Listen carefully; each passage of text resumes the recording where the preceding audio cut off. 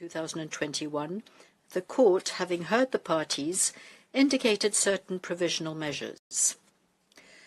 By an order dated 21st of January 2022, the court fixed 23rd of January 2023 and 23rd of January 2024 as the respective time limits for the filing of a memorial by Armenia and a counter-memorial by Azerbaijan. The memorial was filed within the time limit thus prescribed. By a letter dated 16th of September 2022, Armenia, referring to Article 76 of the Rules of Court, requested the modification of the first provisional measure set out in the court's order of the 7th of December 2021. By an order dated 12th of October 2022, the court found that the circumstances as they then presented themselves to the court were not such as to require the exercise of its power to modify the measures indicated in the order of the 7th of December 2021. By a letter dated 28th of December 2022, Armenia, referring to Article 41 of the statute and Article 73 of the Rules of Court, filed a new request for the indication of provisional measures. And by a letter dated 26th of January 2023, it communicated to the court the text of a further provisional measure sought. By an order of the 22nd of February 2023, the court, having heard the parties, indicated a provisional measure.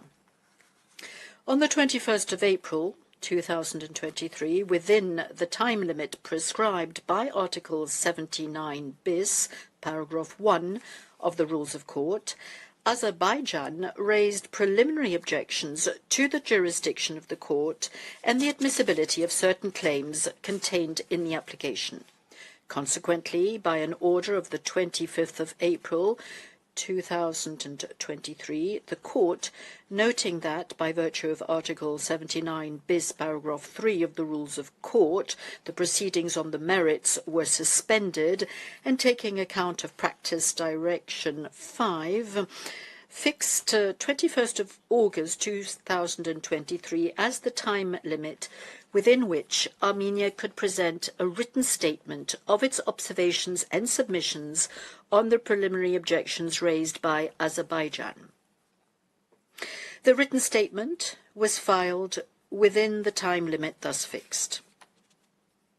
By a letter dated 12th of May 2023, Armenia, referring to Article 76 of the Rules of Court, requested the modification of the court's order of 22nd of February 2023. By an order dated 6th of July 2023, the court found that the circumstances as they then presented themselves to the court were not such as to require the exercise of its power to modify the measures indicated in the order of the 22nd of February 2023, indicating a provisional measure. On the 28th of September 2023, Armenia, referring to Article 41 of the statute and to Article 73 of the Rules of Court, submitted a new request for the indication of provisional measures. By an order dated 17th of November 2023, the court, having heard the parties, indicated certain provisional measures and directed the Republic of Azerbaijan to submit a report to the court on the steps taken to give effect to the provisional measures indicated within 8 weeks as from the date of the order. Azerbaijan accordingly submitted a report on the steps taken to give effect to that order on 12th of January 2024. Armenia provided comments on that report on the 26th of January 2024 within the time limit fixed for that purpose. By a letter dated 4th of March 2024, Azerbaijan reacted to those comments.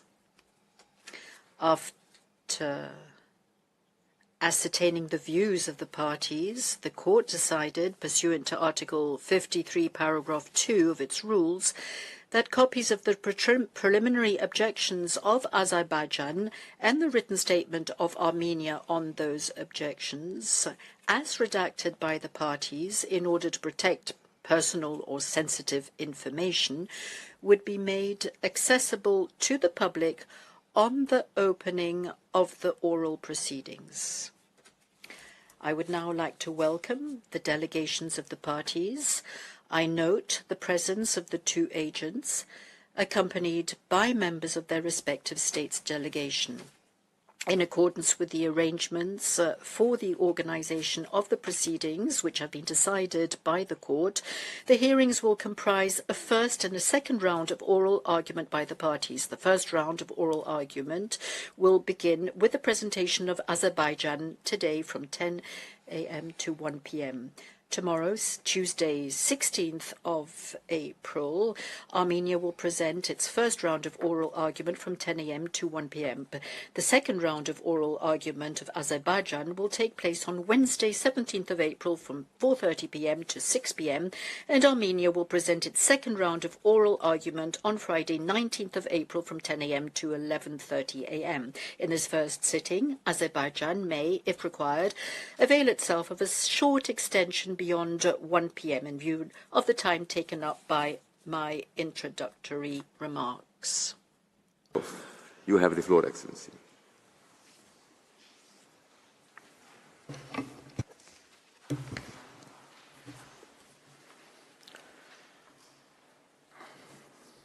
Merci bien, Monsieur le Président, Mr. President, members of the Court. It is an honor to appear before you again and to do so on behalf of my country, the Republic of Azerbaijan. Azerbaijan considers its preliminary objections in this case imperative for the proper administration of international justice. Armenia's application misuses the cert and tries to escape its obligation to attempt settlement of its dispute with Azerbaijan by way of negotiation before invoking the court's jurisdiction.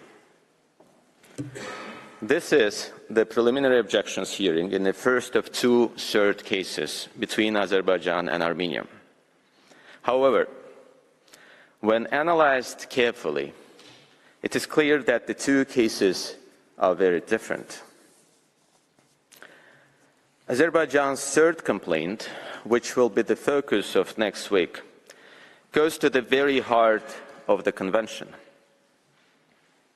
It is centered upon ethnic cleansing and related systematic cultural erasure by Armenia of the Azerbaijani population and culture in the formerly occupied territories of Azerbaijan. These Azerbaijani territories were illegally invaded between 1991 and 1994 and subsequently occupied by Armenia for more than 30 years in breach of multiple resolutions of the United Nations Security Council.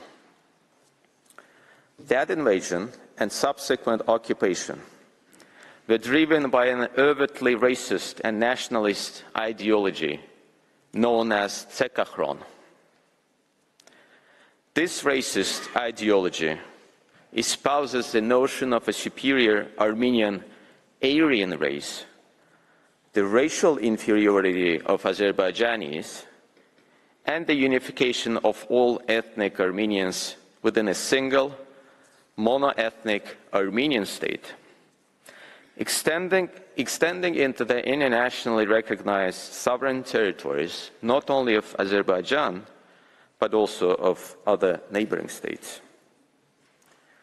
It was that overtly racist ideology which drove all of the Armenian misconduct that is the subject of Azerbaijan's third complaint. Azerbaijan's third complaint is also procedurally orthodox. It arises out of a timely invocation of the court's jurisdiction under Article 22 of the Convention, following a genuine attempt to negotiate until the other party walked away. By contrast, much of Armenia's third complaint, which is the focus of this week, does not concern the Convention at all.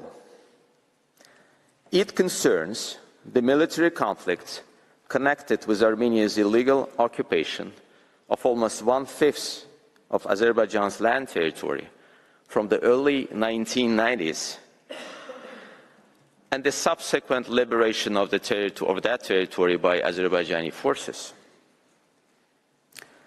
Armenia's third complaint includes allegations of serious mistreatment of Armenians, including Armenian soldiers, POWs, and civilians, in connection with those conflicts. And it includes associated allegations of arbitrary detention and enforced disappearance of Armenians. In short, Armenia's third complaint includes a kaleidoscope of grievances arising in connection with those military conflicts. Such issues do not lend themselves to the court's jurisdiction under the cert.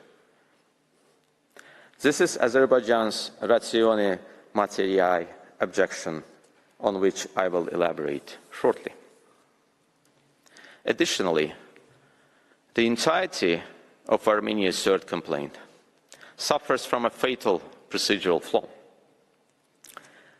Namely, to the extent that its complaint does arise out of a dispute between Armenia and Azerbaijan with respect to the interpretation or application of cert, Armenia's invocation of the court's jurisdiction under Article 22 was premature.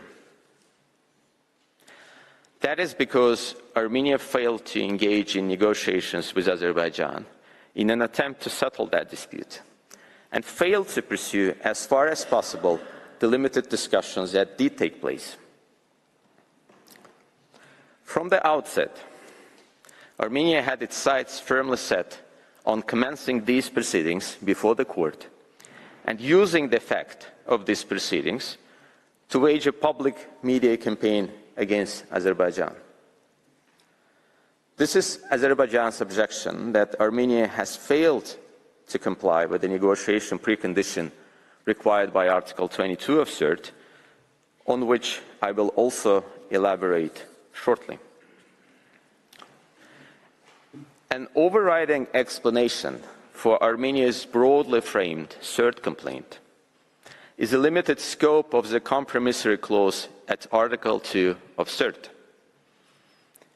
Armenia cannot resort to international adjudication with respect to its allegations of international humanitarian law breaches, arbitrary detention, and enforced disappearance. Thus, it has been driven to shoehorn those complaints, which properly analyzed contain no discriminatory elements within its third application.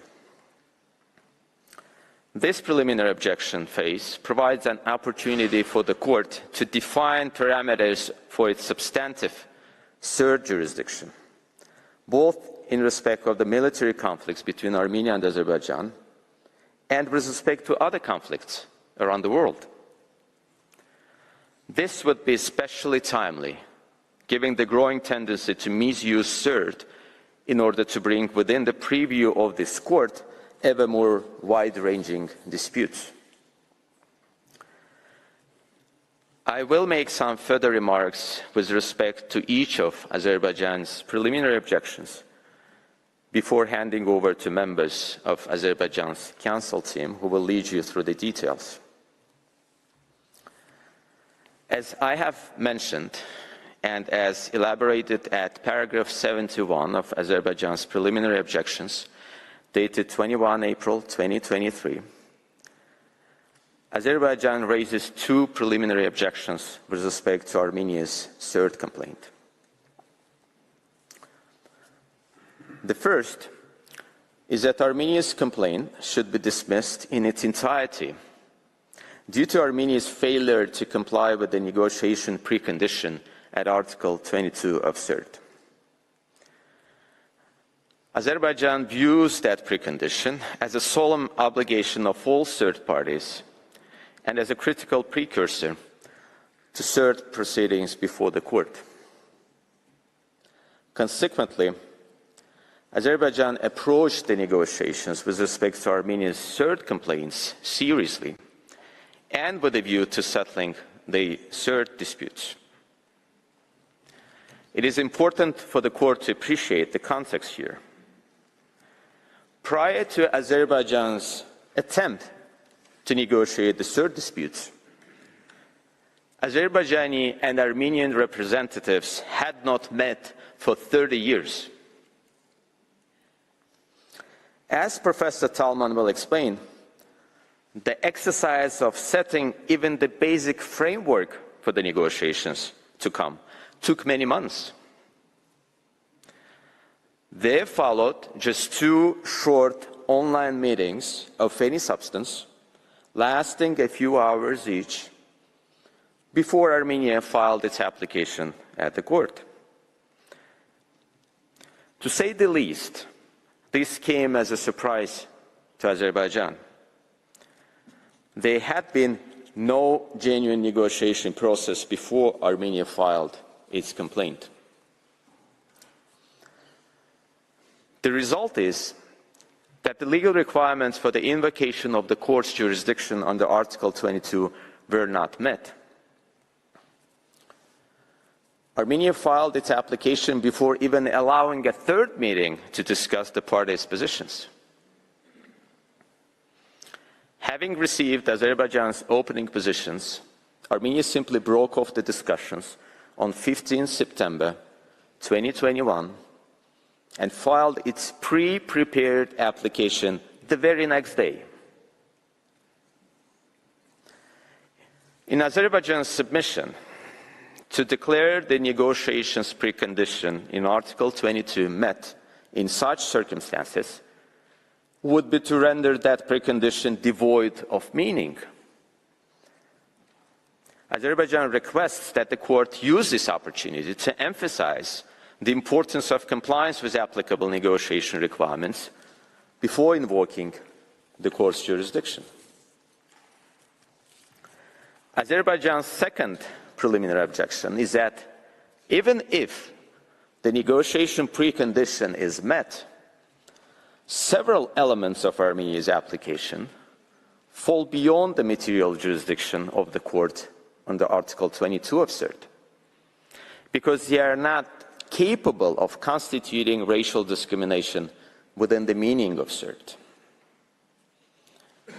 Specifically, Armenia's complaints about the alleged murder, torture, and inhumane treatment of Armenians during the armed conflict, the alleged arbitrary detention of Armenians, and the alleged enforced disappearance of Armenians all fall beyond the parameters of a CERT complaint. Rather, they engage issues of international humanitarian law and other norms of international human rights law that are clearly not subject to the court's jurisdiction under the CERT. There is one exception. As indicated in my letter to the court of 5 April 2024, in its written observations, Armenia belatedly particularized some of its allegations of mistreatment with respect to Armenian civilians during the armed conflict, with reference to specific evidence purporting to indicate misconduct that is capable of falling within CERT. Now, as a responsible litigant, and in the interest of the court's efficient conduct of this proceeding, Azerbaijan has decided to withdraw its ratione materiae objection with respect to any of those adequately particularized allegations. Mr. Wordsworth will pick up this issue further in his speech today. For now, I would simply note that while it accepts that the court has jurisdiction over those exceptional allegations, Azerbaijan is certain that it will defeat them at any merit stage. In its formal submissions, at page 750 of its memorial, Armenia tries to dress up the relevant elements of its application as CERT complaints by simply adding the adjective discriminatory before each of its allegations, and emphasizing that the allegations concerned ethnic Armenians. You can see it on your screen. But simply adding these words to describe allegations that engage other norms of public international law without any accompanying specific evidence of racial discrimination is not sufficient to make those allegations capable of falling within the cert. Armenia had to do more. Two further points warrant attention before I hand over to Professor Talman. First, Azerbaijan's ratione materiae objection concerns only those aspects of Armenia's cert complaint that fall beyond the subject matter of the Convention. It is not aimed at excluding the entirety of Armenia's cert complaint from scrutiny by the court at this preliminary stage, at any merit stage, excuse me. Thus, Azerbaijan has raised no objection at this preliminary stage with respect to a number of Armenia's cert complaints, including those connected with hate speech and alleged failures to take effective measures to combat racial discrimination.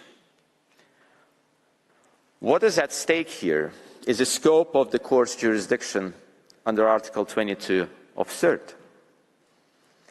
In Azerbaijan's submission, the court can, and if it rejects Azerbaijan's first preliminary objection, then it should, building on the logic of its recent judgments, define the limits of its jurisdiction under the CERT. Second, while they fall beyond the court's substantive jurisdiction under CERT, Azerbaijan does not in any way condone alleged violations of international humanitarian law and other international human rights norms. On the contrary, Azerbaijan takes such allegations very seriously. The record shows that, unlike Armenia, Azerbaijan has not shied from convicting its own nationals of appropriate crimes where the allegations have been proven through judicial process. Of the dozens of Armenian POWs and other detainees taken during the Second Karabakh War and its aftermath, all the POWs and most of the detainees have been repatriated to Armenia. The rest are still incarcerated because they either have been convicted of serious crimes, including mercenarism, torture, and murder, or are currently being prosecuted for war crimes, terrorism, or separatism. In other words, their ongoing detention has nothing to do with racial discrimination. Similarly, Armenia's allegations concerning enforced disappearance of Armenians have nothing to do with racial discrimination. But Azerbaijan takes them seriously and has been working in cooperation with Armenia to ensure clarity, transparency, and mutual trust in the search for missing persons from both sides. Mr. President, members of the court, that concludes my opening remarks. Azerbaijan's distinguished counsel will now address each of the preliminary objections raised by Azerbaijan. First, Professor Talman will address you on Azerbaijan's objection relating to Armenia's failure to comply with the negotiation requirement under Article 22 of CERT. Second, Mr. Wordsworth will address Azerbaijan's ratione materiae objection, with particular focus on Armenia's complaints about the alleged murder, torture, and inhumane treatment of Armenians during the armed conflict. Third, Professor Boisson de Chazourne will address you on Azerbaijan's ratione materiae objection related to the alleged arbitrary detention and enforced disappearance of Armenians. Thank you, Mr. President, honorable members of the court, for the privilege of appearing before you.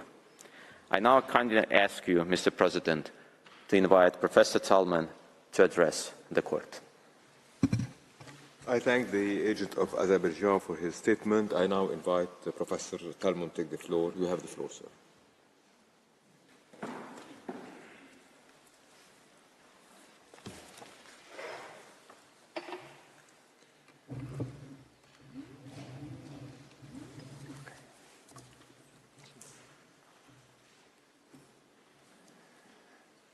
Monsieur le Président, Madam Vice President, distinguished members of the Court, it is an honor to appear before you. My task today is to present Azerbaijan's first preliminary objection that the application should be dismissed because Armenia failed to comply with the negotiation precondition in Article 22 of CERT. Under Article 22, a dispute may be referred to the court only if it is not settled by negotiation or by the procedures expressly provided for in this convention. The two threshold requirements for the court's jurisdiction, negotiations and convention procedures, are alternative and not cumulative. Armenia does not contend that its dispute with Azerbaijan was submitted to procedures expressly provided for in the convention. The crucial question for the court's jurisdiction, therefore, is whether the dispute is one that is not settled by negotiation. Mr. President, members of the Court, the question of whether the negotiation precondition under Article 22 is fulfilled has not yet been decided. In your order of 7th December 2021 on provisional measures, the Court observed that it appears that the dispute between the parties had not been settled by negotiation. No definite finding was made at the time. At the stage of the proceedings, the court needed only decide whether prima facie it had jurisdiction. The prima facie threshold is, of course, substantively lower than that which the court must now apply in order to establish definitely whether or not it has jurisdiction over Armenia's third complaint. Indeed, the court expressly reaffirmed that its decision in no way prejudges the question of jurisdiction of the court. The court may recall that in Georgia versus Russia, it also found at the provisional measures stage that the dispute had not been resolved by negotiation, and that prima facie it had jurisdiction. This did not prevent the court from ruling later, at the preliminary objection stage, that the parties did not engage in negotiations, and that consequently it had no jurisdiction over Georgia's third complaint. The same is true in the present case. Armenia has not fulfilled the negotiation requirement, and there is thus no jurisdiction under Article 22 of CERT. In Georgia versus Russia, the court set out the conditions that must be fulfilled in order to meet the negotiation requirement in Article 22. First, there must have been negotiations between the parties, or at least a genuine attempt at negotiations by the applicant. Second, If negotiations were conducted or the applicant genuinely attempted to engage in negotiations, the negotiations must have been pursued as far as possible with a view to settling the dispute.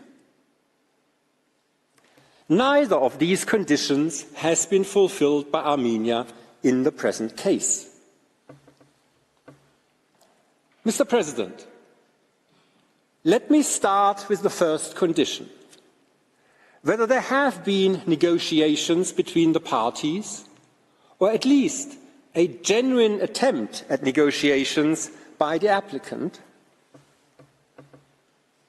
this depends on what constitutes negotiations in terms of Article 22. In determining what constitutes negotiations, the Court observed that, I quote, "Negotiations are distinct from mere protests or disputations. Negotiations entail more than the plain opposition of legal views or interests between the two parties, or the existence of a series of accusations and rebuttals, or even the exchange of claims and directly opposed counterclaims." End of quote. Rather, the concept of negotiations requires that the parties engage in discussions with a view to resolving the dispute, or at least make a genuine attempt to do so. Whether discussions or contacts between the parties constitute negotiations depends upon the substance. The Court held that the subject matter of the discussions or contacts must relate to the substantive obligations under CERT. Compliance with the substantive obligations under CERT must be at the heart of the contacts or discussions for these to qualify as negotiations. It is not sufficient for there to be exchanges between the parties. These exchanges must concern the substantive obligations contained in the CERT, or, in other words, matters concerning the interpretation or application of CERT. This substantive requirement excludes pre-negotiations, negotiations about negotiations, from the concept of negotiations under Article 22. Pre-negotiations are distinct and prior to actual negotiations. They determine the location, procedural modalities, scope, and topics for discussion.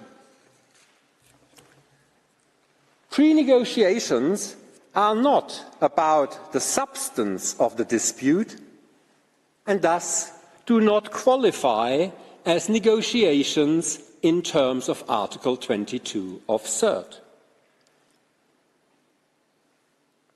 In its Provisional Measures Order of 7th December 2021, the Court noted that the parties engaged in a significant number of written exchanges and meetings over a period of several months.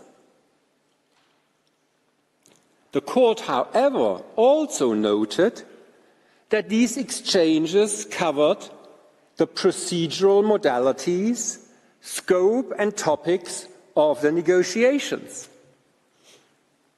Such procedural or technical exchanges, according to the Court's own definition, do not qualify as negotiations.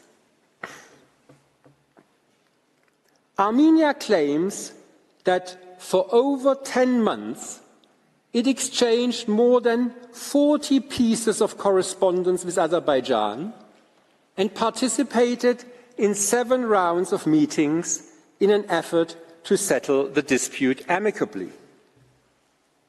It further claims that the parties engaged in nearly a year of extensive negotiations. Mr. President, these statements are misleading. They confuse the parties' lengthy pre-negotiations with actual negotiations as required by Article 22. While Armenia meticulously lists every single piece of correspondence between the parties in its memorial, it does not say a single word about the content of these documents. A closer look at the content of these documents and the subject matters discussed at the online meetings between the parties paints a very different picture. Mr. President, members of the Court, let me take you through the exchanges between the parties one by one. The correspondence between the parties started on 22nd November 2020. In a two-page letter addressed to the Foreign Minister of Azerbaijan, the Minister of Foreign Affairs of Armenia alleged for the first time, in very general terms, that Azerbaijan, over the course of the past decades, had violated its obligations under multiple provisions of the Convention. Armenia also invited Azerbaijan to enter into negotiations for the purpose of addressing and remedying its violations. The letter provided a non-exhaustive list of 8 abstract actions through which the Convention had allegedly been violated, but did not contain any information on specific violations or any request for remedies. Azerbaijan's foreign minister responded on the 8th of December 2020, rejecting Armenia's assertions and listing on his part, by example, 7 general actions by which Armenia had violated its obligations under the third. In that letter, Azerbaijan also indicated that it remained open to negotiating this matter with Azerbaijan.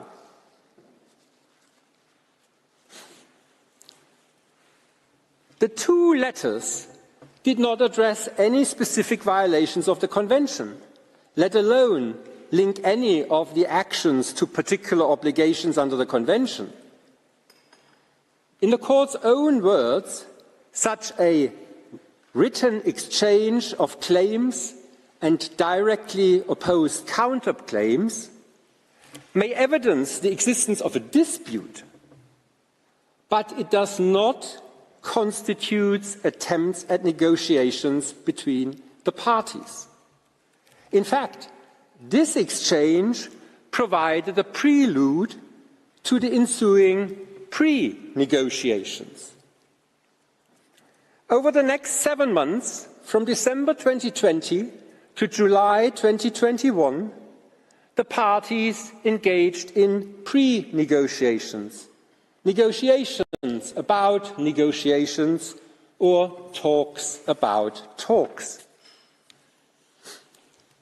7 months of pre-negotiations may seem a long time. However, it must be remembered that the parties had not met bilaterally without a mediator for almost 30 years. The technical discussions thus served as confidence-building measures prior to commencement of negotiations related to Armenia's third complaint. Such pre-negotiations are a general feature of the relations between the parties. For example, on the 26th of May 2022, the Armenian Minister for Foreign Affairs stated with regard to possible peace negotiations between the parties, and I quote, "Armenia and Azerbaijan are still holding negotiations about negotiations." In their pre-negotiation correspondence and meetings, the parties focused on procedural modalities, scheduling timetables, scope and topics for the discussions to be held on the alleged violations of the third, and the agenda for their meetings. For example, on the 22nd December 2020, Armenia suggested to start with the format and process of further negotiations. On the 3rd of March 2021, Armenia expressed its hope that, I quote, "the parties will continue approaching their initial procedural matters in the same constructive fashion with a view to promptly reaching agreement on the remaining open questions of modalities of further negotiations." Mr. President, members of the Court, as you can see on screen, it was only on the 3rd of May 2021 that the parties confirmed the 12-point agreed procedural modalities for their substantive discussions. However, this was not the end of the pre-negotiations. The parties continued to discuss the topics for their negotiations and the scheduling of the substantive negotiations. On the 31st of May 2021, the parties presented the topics which they wanted to address during the substantive negotiations. In its presentation on the scope of the negotiations, Armenia identified several topics which had not been included in the first list of alleged convention violations in its letter of 11th November 2020. The newly introduced topics included allegations of engagement in practices of ethnic cleansing, suppression of civil society organizations working towards reconciliation with Armenia, and failure to provide Armenians with equal treatment before tribunals and all other organs administering justice. None of these allegations could have been the subject of negotiations for the simple reason that none had been made before. The two-page list of Armenia's topics to be discussed at the substantive talks was phrased in very general terms and did not include any specific examples, facts, or evidence of alleged violations. Armenia also stated that it intended to discuss the remedies at the talks, but did not specify any remedies in connection with the alleged third violations. Without any of those specifics, a substantive discussion of alleged third violations was still impossible at that stage of the pre-negotiations. That there were no substantive negotiations has also been confirmed by Armenia on no less than 4 occasions. On the 30th of April 2021, Armenia noted the length of time, I quote, "without any substantive discussions having been held." On the 22nd of May 2021, Armenia stated that it expects no further delay to the commencement of substantive negotiations on its claims under the third. On 3rd of June 2021, it noted that substantive negotiations still have yet to begin, And on the 22nd of June 2021, it stated that it was ready to commence meaningful, substantive negotiations. Armenia seems to take the view that substantive negotiations finally started on 15-16 July 2021. In its letter to Azerbaijan, dated 9th July 2021, Armenia stated with regard to the proposed schedule of meetings that it trusted that this proposal would allow substantive negotiations to commence promptly on 15th July. According to the schedule agreed between the parties, as you can see on the screen, at the meeting on 15-16 July 2021, Armenia presented its claims and requested remedies. This was the first time that Armenia presented any specific allegations, set out its legal position, and identified the remedies it was requesting. At the meeting on 31st of August 2021, Armenia presented its replies. The two meetings were thus devoted solely to the oral presentation of the claims and replies. There was no discussion of those claims and replies at these meetings or in subsequent correspondence. In fact, no discussion was foreseen at that stage. The parties had expressly agreed to schedule the presentation of claims and replies some 6 weeks apart in order to allow them to prepare their replies. By 15 September 2021, which is labeled on the screen as the end, when Armenia informed Azerbaijan that it considered the negotiations to have failed, all the parties had done was raise allegations of third violations and present their opposing positions on the facts and the law. In the words of the court, the parties had exchanged a series of accusations and rebuttals. What they had not done was engage in any discussion with a view to resolving the dispute. Azerbaijan therefore submits that prior to 16 September 2021, when Armenia instituted the present proceedings, there had been no negotiations.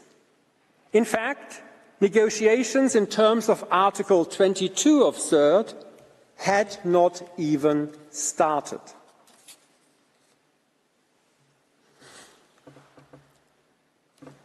Mr. President, members of the court, there were not only no negotiations, but Armenia never made a genuine attempt at such negotiations. It never attempted to engage in any meaningful discussion with Azerbaijan with a view to resolving the dispute. It is clear from the evidence that from the outset, Armenia's only aim was to bring its allegations against Azerbaijan before this court. This is confirmed by its very first diplomatic note of 11th November 2020, when it invited Azerbaijan to enter into negotiations for the purpose of addressing and remedying the alleged third violations. This invitation was immediately followed by an ultimatum to respond and a threat of legal action. Armenia stated, and I quote, Should Azerbaijan reject this invitation or fail to respond to it within no more than a month from the date of receipt of this letter, or should any purported negotiations become futile, Armenia reserves the right to seek to settle the dispute in accordance with the procedure described under Article 22 of the Convention. End of quote. Before negotiations could even start, Armenia already spoke of purported negotiations and their futility. It implicitly threatened that if it did not get its way, it would simply declare the futility of the negotiations and take the dispute to the court.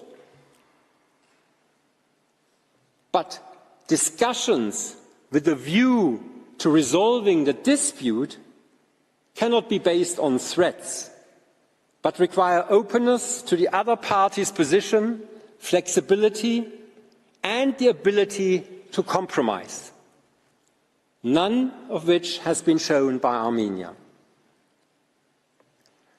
Proceedings before this court were at the forefront of Armenia's mind throughout the pre-negotiations. Thus, it was of the greatest importance to Armenia to be able to use material from the negotiations to prove that the negotiations had failed. For 3 weeks, the pre-negotiations were solely concerned with Armenia's wish to include in the agreed procedural modalities a passage that would allow Armenia to prove as a matter of fact that negotiations had in fact failed. Before negotiations had even started, Armenia was already more concerned with their failure than with making them a success. This is not what a genuine attempt at negotiations looks like.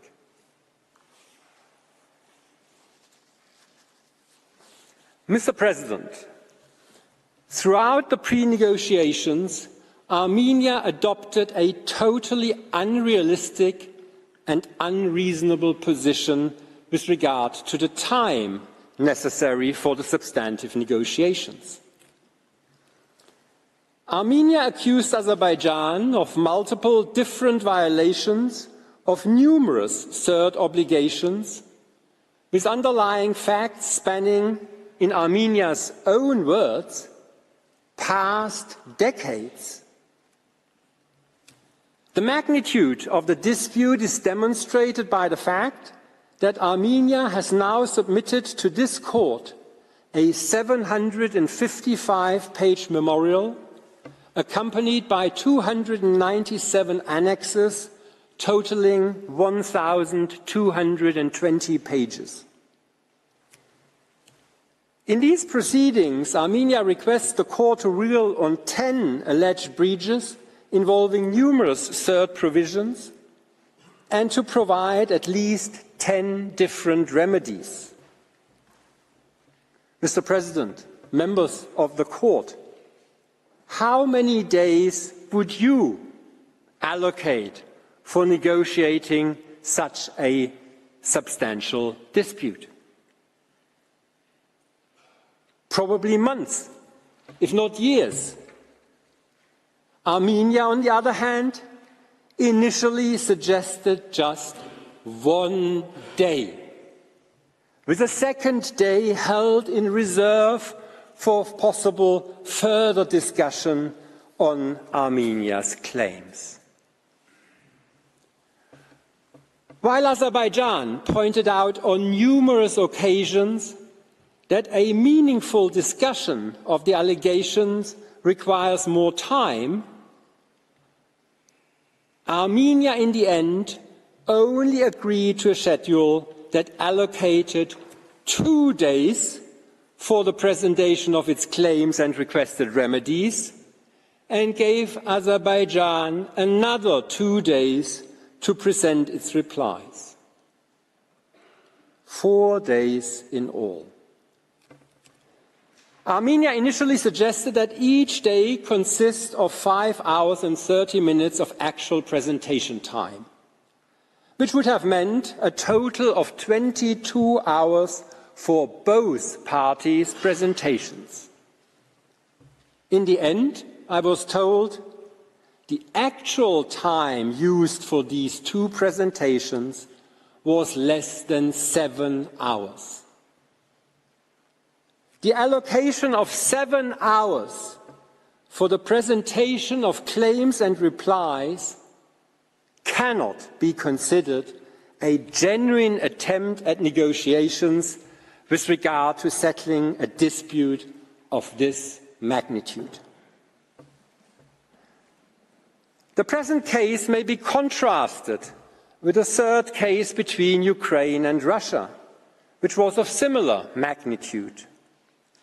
In that case, Ukraine sent 19 diplomatic notes to Russia, expressly referring to the rights and obligations under the third and the alleged violations of the Convention, and providing Russia with extensive and detailed records of alleged acts of racial discrimination. During 3 rounds of face-to-face meetings, Ukraine engaged with Russia on the facts and circumstances of specific discriminatory acts and sought Russia's responses and explanations. Ukraine also provided responses to Russia's questions concerning specific incidents, both during the meetings and in follow-up diplomatic correspondence. It is against this background that the court observed that, I quote, "Negotiations between the parties lasted for approximately 2 years and included both diplomatic correspondence and face-to-face meetings, which, in the court's view, and despite the lack of success in reaching a negotiated solution, indicates that a genuine attempt at negotiation was made by Ukraine." End of quote.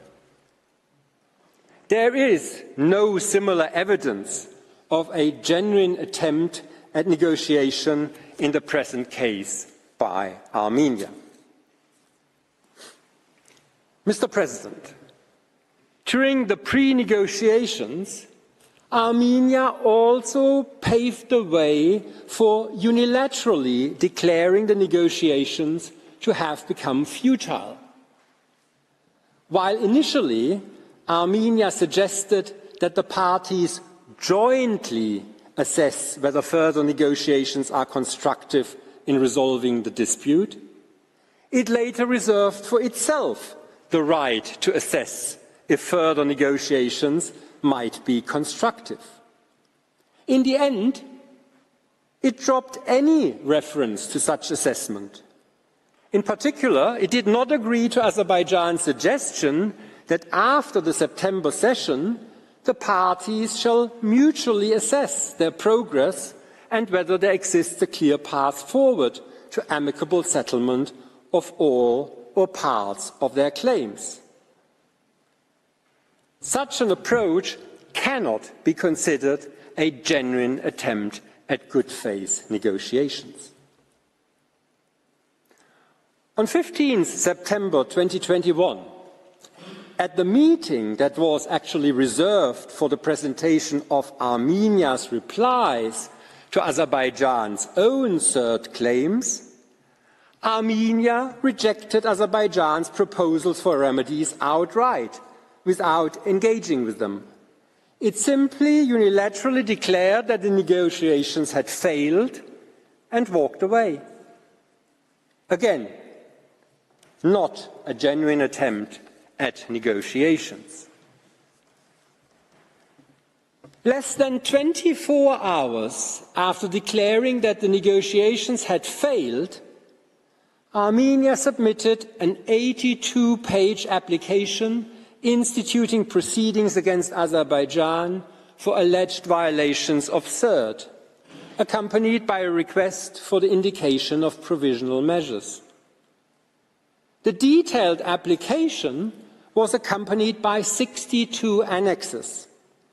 10 of these annexes were accompanied by certified translations, which had all been prepared between the 2nd and 13th of September 2021.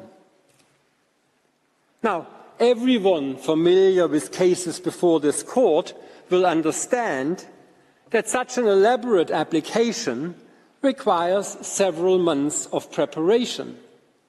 Work on these documents must have started well before Armenia even presented its claims to Azerbaijan on the 15th of July 2021. Armenia's conduct clearly shows that it never made a good faith attempt at settling the dispute by negotiations. It never gave negotiations a chance. It treated its exchanges with Azerbaijan as no more than a formality to go through in order to do what it had planned from the start: initiate proceedings before this court. Mr. President, members of the court, with no negotiations and no genuine attempt at negotiations, that basically is the end of Armenia's application. If the court should find, however, that a mere presentation of Armenia's claims on 15-16 July and the presentation of Azerbaijan's replies on the 30th, 31st of August were sufficient to constitute substantive negotiations, or that Armenia, despite of what has been said, made a genuine attempt at such negotiations, the court must decide whether Armenia pursued the negotiations as far as possible, with a view to settling the dispute. As the court held in Georgia versus Russia, to make this determination, it must ascertain whether the negotiations failed, became futile, or reached a deadlock before the application was submitted to the court. The court's inquiry into the sufficiency of negotiations is a question of fact to be considered in each case. It is not for Armenia simply to declare unilaterally that negotiations failed. Indeed, Armenia has not provided any evidence that it pursued the negotiations as far as possible with a view to settling the dispute. In past cases, the court has found that negotiations have failed or reached the point of futility or deadlock when the parties' basic positions had not subsequently evolved after several exchanges of diplomatic correspondence and/or meetings. In order to qualify as negotiations in terms of Article 22, these exchanges of diplomatic correspondence and meetings must, of course, refer to the substantive obligations under CERT. Armenia and Azerbaijan set out their positions on 15-16 July and 30th and 31st of August 2021, respectively. There were thus not several exchanges of diplomatic correspondence or several meetings, but just 2 meetings in which each side set out its position for the first time. Meetings with such a narrowly defined purpose cannot form the basis for finding that positions have not evolved or that no progress has been made in terms of substantive matters. It is difficult to see how Azerbaijan's position could have evolved and how progress in reaching common ground on substantive issues could have been made when the discussions were terminated by Armenia shortly after Azerbaijan had set out its position for the first time. A position can only evolve when it is given a chance to evolve. At the provisional measures stage, the court found that, based on information available then, it seems that the position of the parties remained unchanged and that their negotiations had reached an impasse. As I've already shown, the court is not bound by this finding. The finding is also incorrect. Progress on substantive matters was indeed made. In its reply to Armenia's claims and requested remedies, Azerbaijan did not rebuff the idea of remedies, but in the interest of resolving the dispute, submitted a proposal for joint actions. Several of the 13 actions proposed by Azerbaijan directly corresponded to the remedies requested by Armenia, which is demonstrated by the fact that they also correspond to the remedies Armenia now requests before this court. Mr. President, members of the court, let me give you just 3 examples of progress, albeit tentative, that has been made in just 2 exchanges. First, Armenia asked the court to order Azerbaijan to allow the safe and dignified return of displaced ethnic Armenians to their homes and places of origin. In its proposals, Azerbaijan had offered to facilitate the return of all refugees and internally displaced persons displaced by the conflict who desire to return to their homes. Second, Armenia asked the court to order Azerbaijan to guarantee the right of ethnic Armenians within its jurisdiction to equality before the law, notably in the enjoyment of the human rights and fundamental freedoms. In its proposals, Azerbaijan had offered to take steps to provide for the rights of everyone, regardless of ethnic origin, to equality before the law and the equal enjoyment of fundamental human rights. Third, Armenia asked the court to order Azerbaijan to adopt immediate and effective measures in the fields of education with a view to combating prejudices which lead to racial discrimination against ethnic Armenians. In its proposals, Azerbaijan had offered to assess educational materials and remove any anti-Armenian statements from textbooks and other materials used in schools.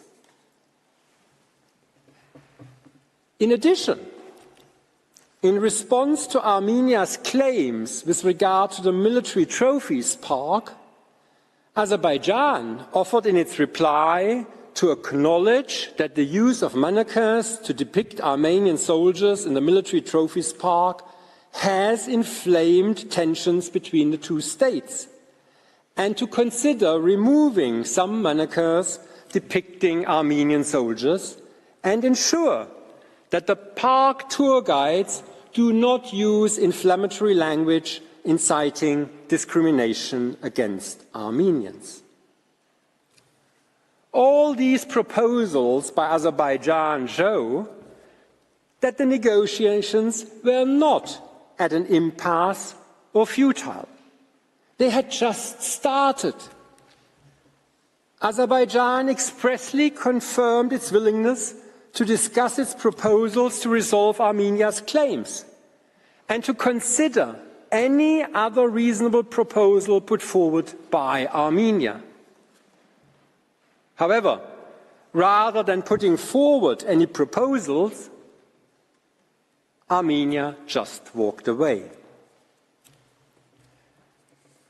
That concrete results could be achieved when the parties constructively engaged was shown by the exchange of Armenian personnel for information on a portion of landmines planted by Armenia in Azerbaijan's liberated territories.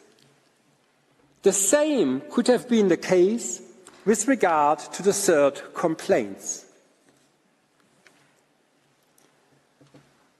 Armenia did not engage with Azerbaijan's proposals for remedies, but summarily rejected them, apparently because Azerbaijan did not concede Armenia's claims outright.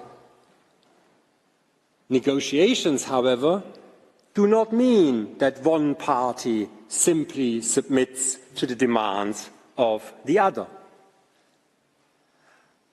Armenia also took exception to Azerbaijan's proposals being made on a no prejudice basis. But diplomatic negotiations are often conducted on a no prejudice basis in order to facilitate the free exchange of proposals. During the pre-negotiations, Azerbaijan had expressly suggested including a no prejudice clause in the agreed procedural modalities. Armenia's reason for unilaterally terminating the negotiations thus cannot be considered valid. There is no question of the negotiations failing due to a lack of progress on substantive matters. The only reason why negotiations were not pursued as far as possible is Armenia's unwillingness to do so. As negotiations have not been exhausted, the precondition of negotiation is thus not met.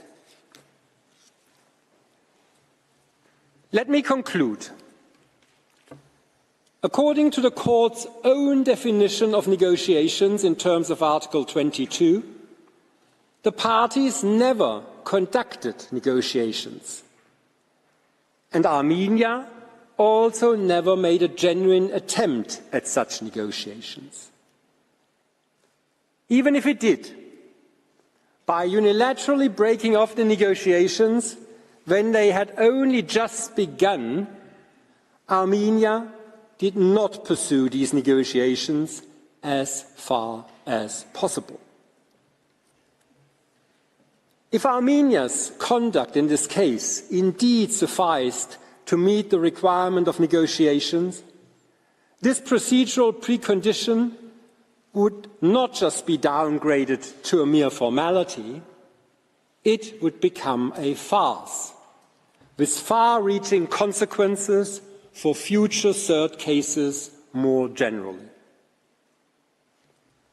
For these reasons, the Court should uphold Azerbaijan's first preliminary objection and dismiss Armenia's application for lack of jurisdiction under Article 22 of the Third. That brings me to the end of my presentation. I thank the Court for its kind attention. Mr. President, it might now be a convenient time for a short break. Otherwise, may I ask you to call on Mr. Wordsworth to present Azerbaijan's second preliminary objection. Thank you. I thank Professor Talman for his statement. Before I invite the next speaker to take the floor, the Court will observe a 10-minute break. The sitting is suspended.